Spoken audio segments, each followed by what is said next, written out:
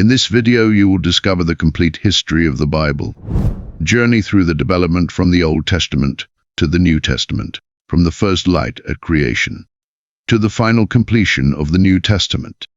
This video will introduce you to every significant biblical figure, learn how they passed on God's word, experience truth passed down through generations. When you finish watching, I believe you will gain a new understanding of the Bible, a deeper grasp of God's plan of salvation. Of course, only when you listen with your heart and ponder each story with patience will this wisdom truly touch your soul. If you have ever felt confused about biblical history, this video will help you understand the timeline and better comprehend the meaning and connection of each event. In the beginning, God created the heavens and the earth. On the first day, God said, "Let there be light." Thus darkness and light were separated. On the second day, God made the firmament, separating the waters above from the waters below. On the third day, land rose from the waters. The earth brought forth vegetation and fruit trees. On the fourth day, sun, moon, and stars were set in the sky, illuminating the earth, marking the seasons. On the fifth day, fish in the seas, birds in the air. Life began to multiply in water and sky. On the sixth day, God made land animals and creatures, finally formed man from the dust of the ground, and breathed the breath of life into his nostrils. On the seventh day, God saw all he had made, and said it was very good. In the Garden of Eden, Adam and Eve lived in harmony, walking with their Creator, managing this paradise. Yet peace was soon broken. The ancient serpent deceived Eve with cunning words. She took the forbidden fruit and shared it with Adam, disobeying God's command. From then on, humanity left Eden, having to work in sweat to eat their bread. Cain, Adam's firstborn, killed his brother Abel in jealousy. This was the first human bloodshed. As humans multiplied on earth, sin increased day by day. God saw that human wickedness was growing and decided to cleanse the earth with a flood. In that era, only Noah's family feared God. God told Noah to build a great ship. This ark was to be built with the strongest gopher wood and stocked with abundant provisions. Noah spent 120 years building this ark. He brought pairs of every kind of animal aboard. 2 by 2 they entered. Rain fell for 40 days. The waters covered the highest mountains. The ark floated safely on the surface. After a long wait, the rain stopped. Much time passed before the waters receded.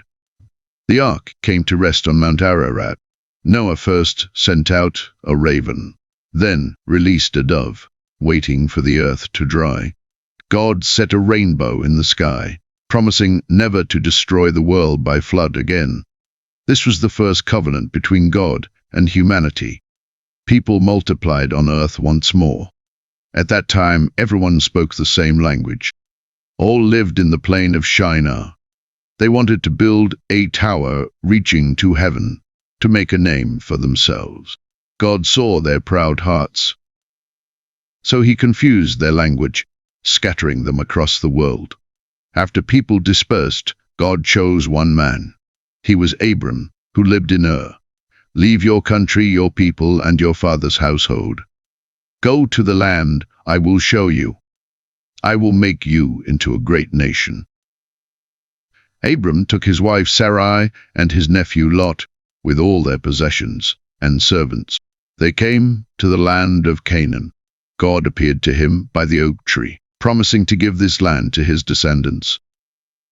Abram built an altar there, but then severe famine struck Canaan. Abram had to take his family to Egypt for refuge. Year after year, Abram and Lot's herdsmen quarreled. Their livestock had grown too numerous for the land.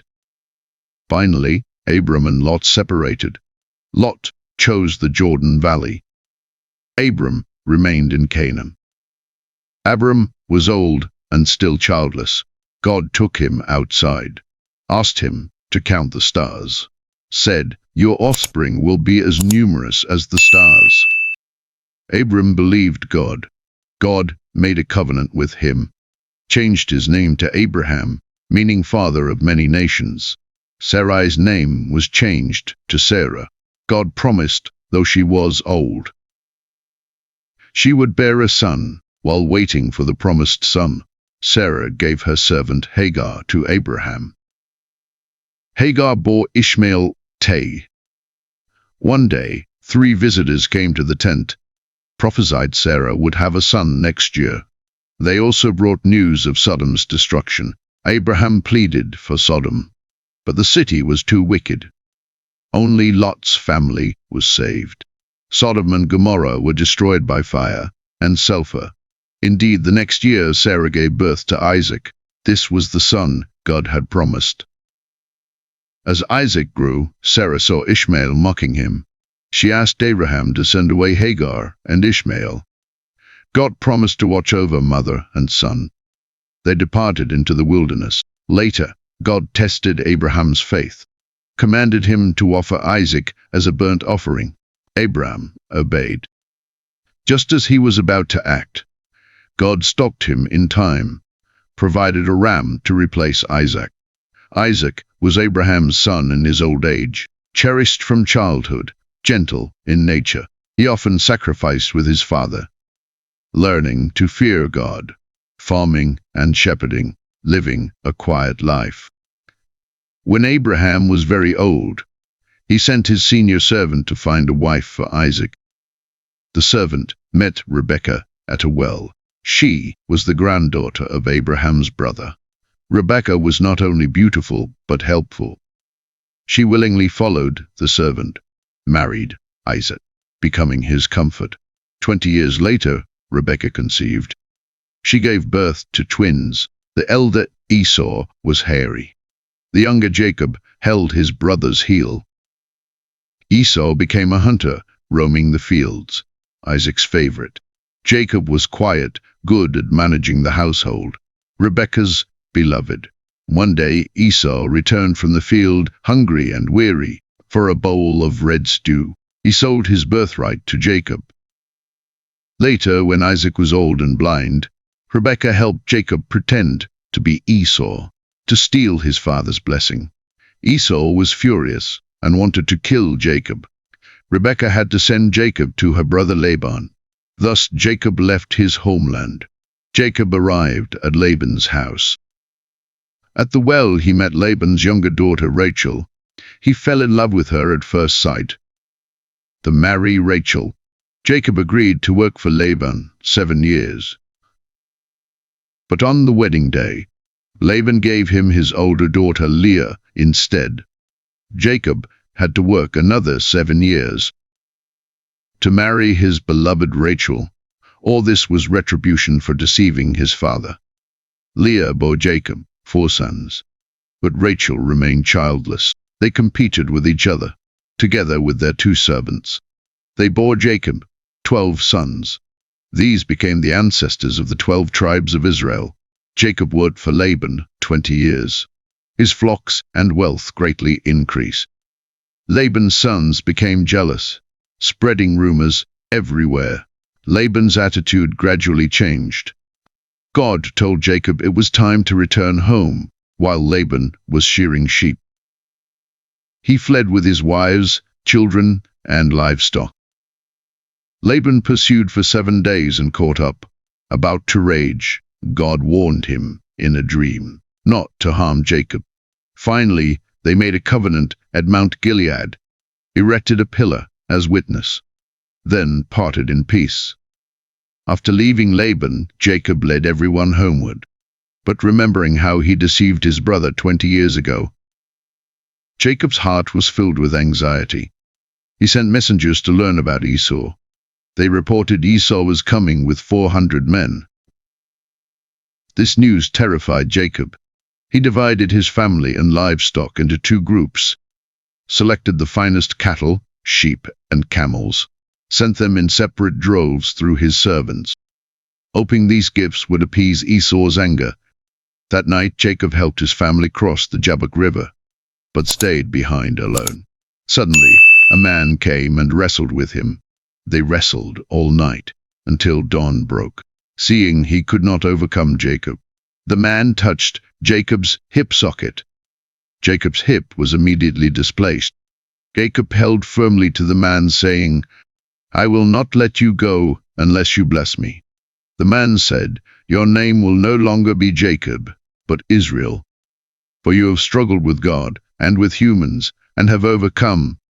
The next morning Jacob saw Esau approaching. He quickly led his family to bow down 7 times.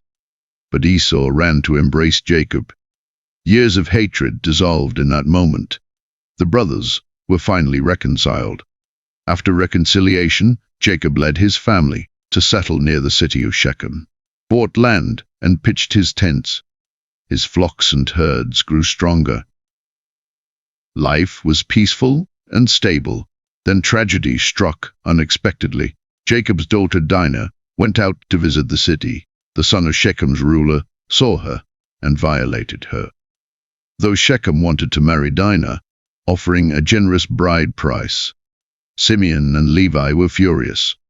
They plotted and killed all the men in the city, avenging their sister. This terrified Jacob. Fearing neighboring peoples might unite to attack, God commanded him to go to Bethel. On the way to Bethel, Jacob's beloved wife Rachel died in childbirth after giving birth to Benjamin. She departed from this world. Jacob buried her on the road to Ephrath, that is, Bethlehem. He set up a pillar at her tomb. After Rachel's death, Jacob's heart seemed to go with her. He poured all his love into Rachel's 2 sons, especially the firstborn Joseph. Joseph was handsome and wise, resembling his mother in every way. Jacob always kept him close, made him a coat of many colors. This made him stand out among his brothers. His brothers watched, their jealousy growing. They wouldn't even speak kindly to him. At 17, Joseph had 2 dreams. In the first dream, they were binding sheaves in the field. His brothers' sheaves bowed down to his sheaf. In the second dream, the sun, moon, and stars bowed down to him.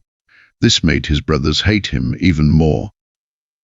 One day Joseph went to check on his brothers tending sheep. His brothers saw him from afar and plotted to kill him. Reuben felt compassion, wanting to save him, suggested throwing him into a pit. Just then merchants heading to Egypt passed by. Judah suggested selling Joseph to them. They stripped Joseph of his colorful coat, dipped it in blood, deceived their father, saying a wild animal had devoured him.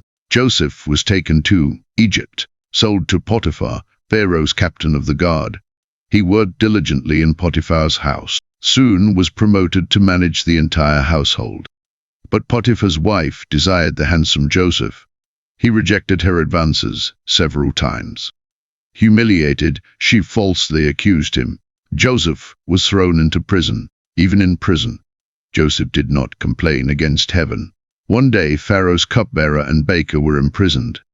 Both had strange dreams. Joseph interpreted their dreams, predicted the cupbearer would be restored in 3 days. The baker would be executed. Everything happened as foretold. 2 years later, Pharaoh had a dream, saw 7 fat cows devoured by 7 thin ones. Then 7 full heads of grain swallowed by 7 thin ones. No one could interpret the dream. The cupbearer remembered Joseph and recommended him to Pharaoh. Joseph stood before Pharaoh, explained the meaning of the dreams. The 7 cows and grain heads represented 7 years. 7 years of abundance, followed by 7 years of famine. He advised Pharaoh, during the 7 abundant years, appoint officials throughout the land, collect 1/5 of the produce, to prepare for the years of disaster. Pharaoh recognized Joseph's extraordinary wisdom, appointed him as Egypt's vizier to govern the nation's affairs. During the 7 years of abundance, Joseph traveled throughout Egypt, built granaries to store grain, accumulating beyond measure. When famine struck, surrounding nations fell into hardship. Only Egypt had food. People came from everywhere to buy grain. Canaan also suffered from famine. Jacob heard Egypt had grain, sent 10 sons there, keeping only the youngest Benjamin at home. Joseph immediately recognized his brothers, but they didn't recognize the Egyptian vizier. They bowed down before him. Joseph didn't reveal himself. Instead, questioned them harshly, accused them of being spies, demanded they bring their youngest brother to prove their innocence. He detained Simeon. Let the others return with grain. Insisted they bring Benjamin next time, or they wouldn't see Simeon again. The brothers then remembered how they had mistreated Joseph. Thinking this was heaven's retribution, the grain they brought back was soon consumed. Jacob had to let Benjamin go to Egypt. Judah volunteered to guarantee his safety. When Joseph saw Benjamin, he ordered a feast for his brothers, secretly placed his silver cup in Benjamin's grain sack. When the cup was found, Judah stepped forward, pleading, offering himself as a slave instead of Benjamin, for their father would die of grief if he lost him. Joseph could no longer contain himself. He said, "I am Joseph." The brothers stood there, terrified. Joseph said this was God's plan. After revealing himself to his brothers, he immediately sent chariots to Canaan to bring Father Jacob and the whole family to Egypt. When Jacob heard Joseph was alive and had become Egypt's vizier, his aged body was renewed with life. Pharaoh gave the land of Goshen to Jacob's family. Joseph settled them there, providing all they needed during the famine years. In his old age, Jacob gathered his sons, blessed Joseph's 2 sons, prophesied the future of his 12 sons, then passed away peacefully surrounded by his sons. Joseph lived many years in Egypt, saw Ephraim's children to the 3rd generation. Manasseh's children were also born. He told his brothers, "I am about to die, but God will surely come to your aid, lead you back to the promised land." Joseph instructed his descendants, "When that day comes, take my bones back to the land of Canaan, for it is the inheritance God promised us." Joseph lived to be 110. His life testified to God's faithfulness, from slave to vizier, from family tragedy to reunion, all accomplished through God's wonderful guidance. Jacob's descendants thus lived in Egypt, growing into a great nation, until a new king arose, who did not know about Joseph. Time passed. The Israelites multiplied greatly in Egypt. Their numbers increased, filling the land of Egypt. A new Pharaoh came to power. He knew nothing of Joseph's story, nor remembered this nation's past contributions. He told his people, "The Israelites have become too numerous and powerful. They might join our enemies in war. We must deal shrewdly with them." So Pharaoh appointed taskmasters over the Israelites, made them build cities, make bricks, carry stones, farm the land. But they multiplied even more. Pharaoh then, "All Hebrew baby boys must be thrown into the river." At this time, a Levite family had a son. The mother saw he was beautiful, hid him for 3 months. After 3 months, she placed the baby among the reeds by the river. Pharaoh's daughter came to the river, saw the baby in the basket, and felt compassion, adopted him as her son. She named him Moses, meaning drawn from water. Thus Moses grew up in Egypt's palace, learning all Egyptian wisdom. But he never forgot his heritage. His heart troubled, seeing his people suffer. One day, protecting a Hebrew, he killed an Egyptian who was beating him. When Pharaoh learned of this, Moses fled to the wilderness of Midian. There he lived as a shepherd until God's call came. One day, while shepherding at Mount Horeb, He saw a bush on fire, yet it was not consumed. God called to him from the fire, saying, quote, I have seen my people suffering. I am sending you to Pharaoh to lead the Israelites out of Egypt. Moses returned to Egypt. With his brother Aaron went to Pharaoh, demanding Israel's release to worship God in the wilderness. Pharaoh refused to let the people go. Instead, increased their labor. God then executed judgment through Moses. River water turned to blood. Frogs covered the land. Dust became gnats. Swarms of flies came. Livestock struck with plague. People afflicted with boils. Hail and fire combined. Locusts devoured crops. Darkness covered for 3 days, but Pharaoh's heart grew harder. God said, I will bring one final plague. All the firstborn in Egypt shall die. God commanded the Israelites to put lamb's blood on their door frames. Prepare unleavened bread. Wait for the moment of departure. At midnight, disaster struck Egypt. Pharaoh summoned Moses that night, urged him to lead the Israelites away.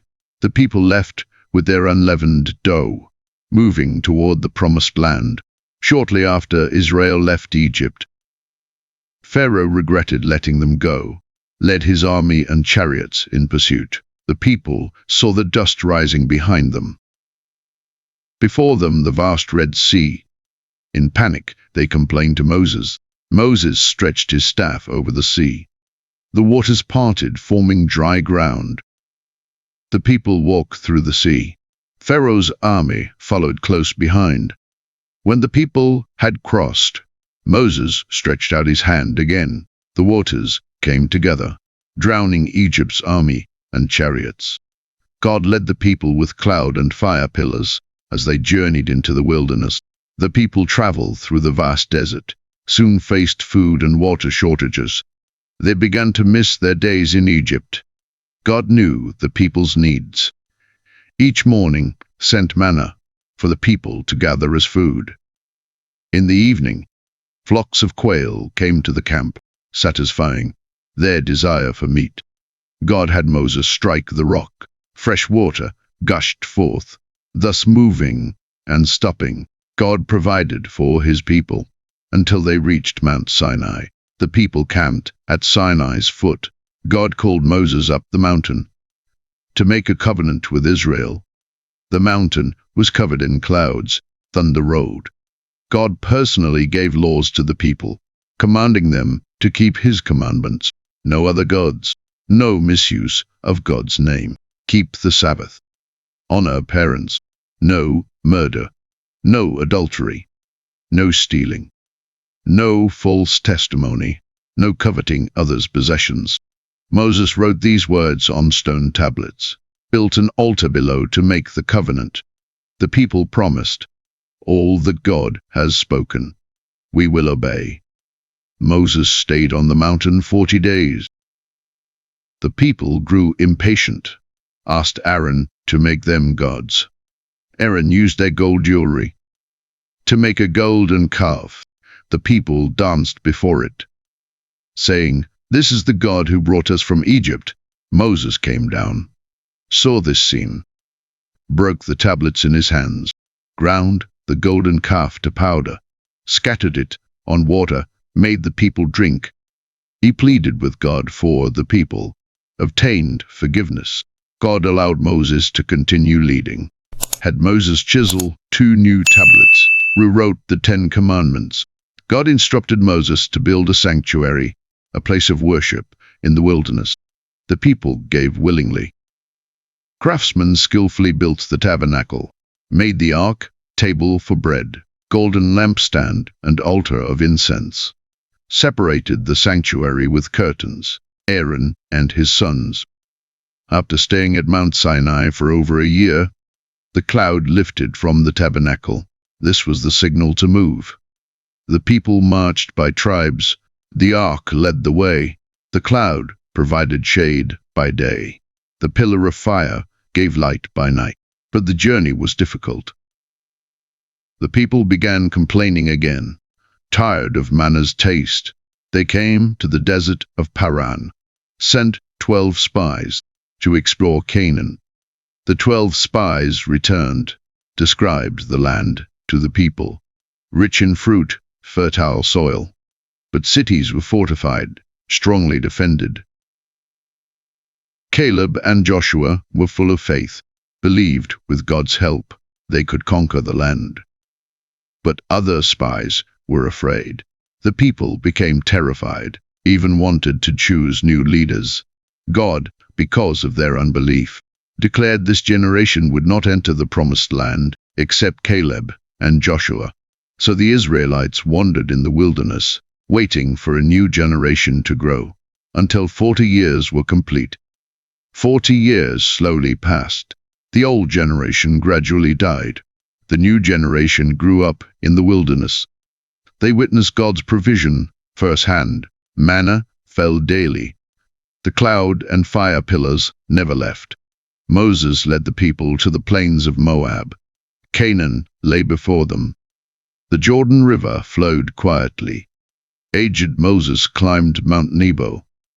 God let him view the promised land.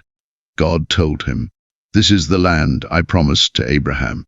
I let you see it with your eyes, but you cannot lead the people in." Moses rested there, at age 120. No prophet like Moses ever arose, who spoke with God face to face.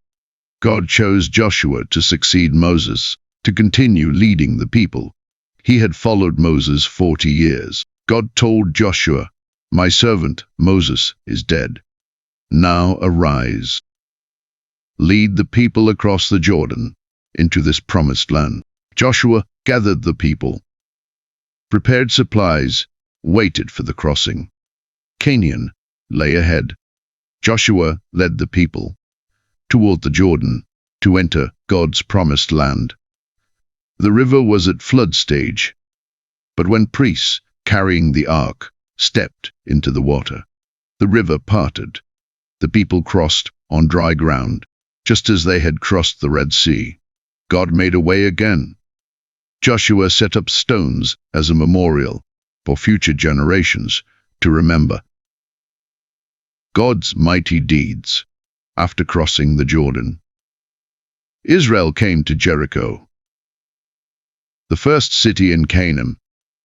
God instructed Joshua not to use conventional siege tactics, but have the people march around the city once daily for 6 days. On the 7th day, march 7 times. Priests blow trumpets, people shout. The walls collapsed. The people captured Jericho.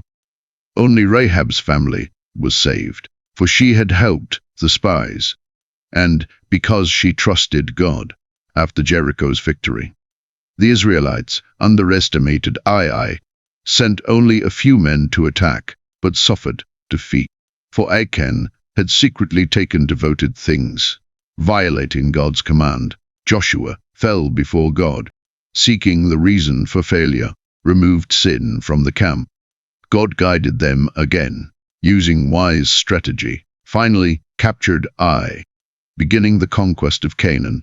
The kings of north and south heard of Israel's victories. Joshua, by tribes, divided the land among the people. Each tribe received their inheritance. God's promises were fulfilled one by one. Aged Joshua gathered the people, urged them to follow God wholeheartedly, for of all God's promises, not one had failed. Joshua lived to 110, was buried within his inheritance. Israel served God until Joshua's generation passed away. Joshua's era ended. A new generation arose.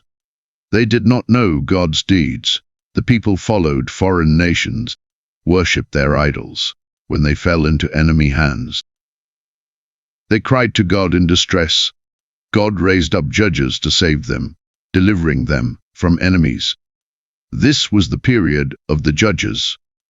God raised Othniel as the first judge, Caleb's nephew, who showed valor in conquering Canaan. He led Israel to defeat the king of Mesopotamia. The land had peace for 40 years, until Othniel died. Then God raised Deborah as judge. She sat under a palm tree, judging people, led Barak to battle, defeated King Jabin's army. After Deborah and Barak's victory, Israel had peace for 40 years. But the people again did evil in God's sight. God gave them into Midian's hands. Midianites swarmed like locusts, plundering crops and livestock. People lived in mountain caves. God's angel appeared to Gideon, called him at the threshing floor, said, "You will save Israel." Gideon gathered 32,000 men. God said, "Too many." Finally kept only 300, one with torches and empty jars, after Gideon led Israel to victory. The land had peace 40 years. People wanted to make him king. He said, "God is your king." After Gideon's death, his son Abimelech killed his brothers to become king, finally met his own destruction. God then raised up Jephthah, though born of a prostitute, driven out by his brothers, was chosen by God as judge. The Ammonites attacked Israel. Jephthah won by God's power, but due to a rash vow, sacrificed his only daughter. Jephthah judged 6 years, then died. Israel again did evil in God's sight. God gave them to the Philistines, but God had prepared a new deliverer. In the town of Zorah lived a man named Manoah. His wife was barren. God's angel appeared to her, saying, "You will conceive and bear a son. He will be a Nazirite. Begin to deliver Israel." When Samson was, God gave him supernatural strength.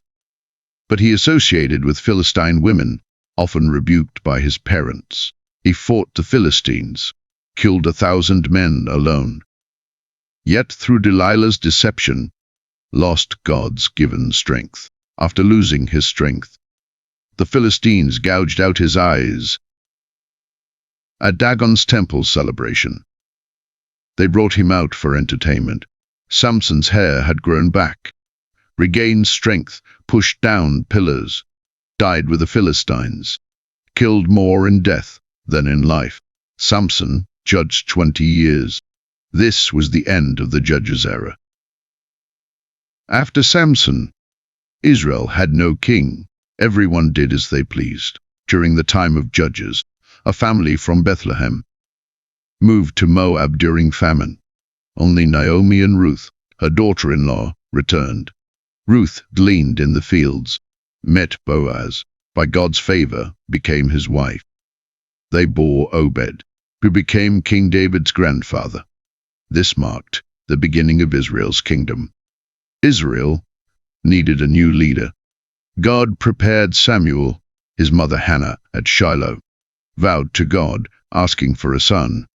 Samuel served in the temple from childhood, grew up in Eli, the priest's house, called by God at night, became prophet and judge.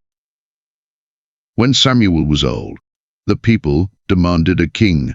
God chose Saul from Benjamin, made him Israel's first king. Saul led the people to victory at first, but later disobeyed God's command, did not wait for Samuel's sacrifice, nor destroy the Amalekites completely.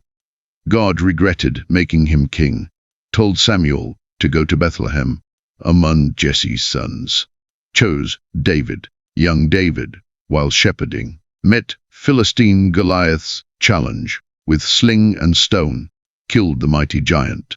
People cheered for him. Saul grew jealous. David had to flee, wandering in the wilderness, though twice could have killed Saul, spared him, fearing God. Saul and Jonathan died on Mount Gilboa. David composed a lament for them, offered mourning to God. David first ruled in Hebron, over Judah, 7 years. Then united all Israel, ruled in Jerusalem 33 years. He captured Zion, built the city of David, brought the ark to Jerusalem. But David sinned in his later years, took Bathsheba, another's wife, had her husband killed, bringing many troubles to the kingdom. David's son, Absalom, won people's hearts by deceit, started a rebellion, forced David to flee Jerusalem. Absalom eventually died. Aged David regained the throne, made Solomon king, ruled Israel 40 years. He followed God's will throughout life, called a man after God's heart. After Solomon's death, the kingdom split into north and south. Northern Israel, 10 tribes. Southern Judah, 2 tribes. Both did evil in God's sight. God raised prophets to warn, but they would not repent. Finally, both were exiled. North taken by Assyria, south taken by Babylon. In Cyrus of Persia's first year, God let Judah return home, rebuild Jerusalem's temple. Zerubbabel led the first return. Ezra led the second. Nehemiah rebuilt the walls, completed in 52 days. Prophets Haggai and Zechariah encouraged temple rebuilding, though smaller than before, had God's presence and promise. This was the end of Old Testament. People waited for Messiah, waited for God's promise, until the New Testament era. 400 years people waited in darkness, hoping for Messiah's promise, until God's appointed time came. Angel Gabriel came to Nazareth, appeared to Virgin Mary, announced the Savior's coming. The eternal Word became flesh, born in Bethlehem's manger. Angels brought news to shepherds. Wise men followed the star. Herod sought to kill him. Joseph and Mary, with the baby, fled to Egypt, escaping Herod, later returned to live in Nazareth. 30 years later, by Jordan River, John the Baptist was preaching. Jesus came to Jordan. As he came up from the water, the heavens suddenly opened. The Spirit descended like a dove. The Father said, "This is my beloved Son." The Spirit immediately led him to the wilderness, fasted and prayed 40 days and nights. Satan tempted him 3 times. He overcame with God's word. Jesus returned to Galilee, began preaching the gospel of the kingdom. Walking by the Sea of Galilee, called Simon and Andrew, then James and John, they immediately left their nets to follow. At a wedding in Cana, Jesus performed his first miracle, turning water into wine. He went through all towns and villages, teaching in synagogues, preaching the gospel of the kingdom. He healed the blind, made the lame walk, cast out demons, showing God's kingdom had come. Blessed are the poor in spirit, for theirs is the kingdom of heaven. This is the truth of the kingdom. Jesus led disciples toward Jerusalem, telling them on the way, "The Son of Man must suffer much, be handed over to priests and scribes." He entered Jerusalem. People took palm branches to welcome him, shouting, "Hosanna to David's son," spreading clothes on the road. He cleansed the temple, drove out the merchants, taught disciples on Mount of Olives, prophesied temple's destruction. Signs of the end times and his return. Finally, in the upper room, established communion, washed disciples' feet, gave new command to love one another. In Gethsemane garden, Jesus prayed face down. Judas came with others, betrayed him with the signal. Peter drew his sword. Jesus healed the wounded. He was tried before the council, then brought to Pilate. People shouted, "Crucify him." Pilate handed him over. He carried his cross to Golgotha. Soldiers nailed him to the cross. He prayed for those who hurt him. At noon, the sky turned dark. He cried out from his heart, finally said, "It is finished," then peacefully departed. A council member Joseph Kalan, asked Pilate for Jesus' body, wrapped it in fine linen, laid it in a new tomb, early first day of the week. Those who came to anoint found the stone rolled away, Jesus' body gone. Suddenly saw a young man in white sitting on the right. He told them, Jesus has risen. The risen Lord appeared 40 days, then led disciples to Mount of Olives, gave them final instructions. Go into all the world, make disciples of all nations. After these words, he rose before their eyes. A cloud received him until they could not see him. Angels appeared to disciples, saying, This Jesus, taken up to heaven, will come back the same way. Disciples returned to Jerusalem to wait on Pentecost day. Holy Spirit came upon disciples. They boldly spoke God's word. Many heard and believed. Peter testified to all. 3,000 believed that day. They devoted themselves to apostles' teaching, established the first church after Pentecost. Peter preached boldly in Jerusalem, healed lame man at temple gate, testified to resurrection power, stoned to death by the crowd, became the first martyr, yet caused the gospel to spread further after Stephen's martyrdom. Jerusalem church faced great persecution. Believers scattered everywhere, yet preached the gospel wherever they went. Philip went to Samaria, proclaimed Christ. Miracles followed him. Many believed and were baptized. Peter saw a vision in Joppa, understood gospel was for Gentiles too. Went to Caesarea, preached to Cornelius' household. In Antioch, disciples first called Christians. Among them was a special apostle, Saul, once the fiercest persecutor. After conversion in Damascus, immediately preached Jesus in synagogues due to Jewish persecution. He retreated to Arabian desert to contemplate truth. Later went to Jerusalem to see apostles. Barnabas testified for him, introduced his transformation to all. Then Barnabas invited him to serve in Antioch. They taught disciples there for a whole year, led many to know the Lord. Paul and Barnabas set out from Antioch, started first missionary journey. First to Cyprus Island, then inland Asia Minor. Preached, established churches in Pisidian, Antioch, Lycaonia, Iconium. Wrote Galatians after missionary journey. Soon Paul took Silas on second journey. They crossed Aegean Sea, established first European church, from Philippi to Thessalonica, then to Corinth. Paul also preached to Greek philosophers. At Areopagus, in Athens, wrote to Thessalonian church from Corinth. During third journey, Paul stayed in Ephesus 2 years. He traveled, strengthening churches, appointing elders. Though faced beatings, imprisonment, shipwreck, gospel spread throughout Asia Minor and Macedonian cities. Churches grew rapidly everywhere. Believers throughout Roman Empire cities. In Ephesus, silversmith Demetrius, losing business, stirred up riot. Though Corinth church had conflicts, became gospel center of Achaia.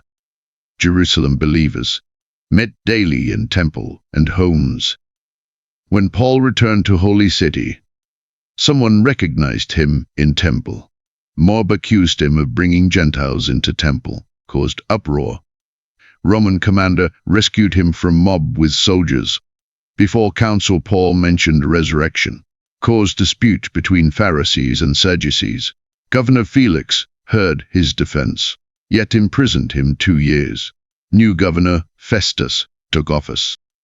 Wanted to send Paul to Jerusalem. Paul knew Jews planned ambush, appealed to Caesar.